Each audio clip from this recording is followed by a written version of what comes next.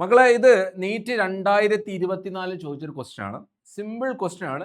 Breathing and exchange of gases എന്ന് പറഞ്ഞ chapter എന്നാണ് ക്വസ്റ്റ്യൻ.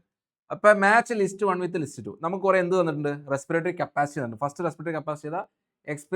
എക്സ്പിറേറ്ററി കപ്പാസിറ്റി ആണ് ഫസ്റ്റ്.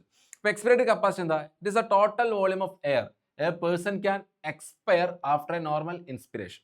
അപ്പോൾ എക്സ്പിറേറ്ററി കപ്പാസിറ്റി എന്ന് പറയുമ്പോൾ അതിൽ എന്തൊക്കെ വരും? Tidal volume plus expiratory reserve volume വരും. Expiratory reserve volume.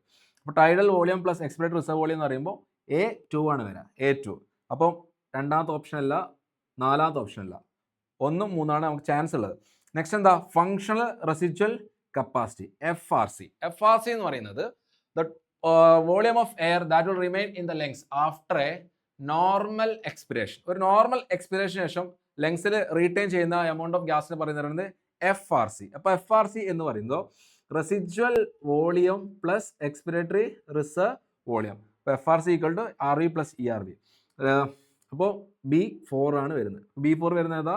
Option number 1. ഒരിക്കലും B അല്ല. നമുക്ക് ബാക്കി നോക്കാം. C1 vital capacity. Vital capacity is equal to tidal volume plus IRV plus ERV. Okay. Next ഏതാ? Inspiratory capacity. ഇപ്പോൾ inspiratory capacity is equal to tidal volume plus IRV. Okay അല്ലേ? അപ്പോൾ option number 1.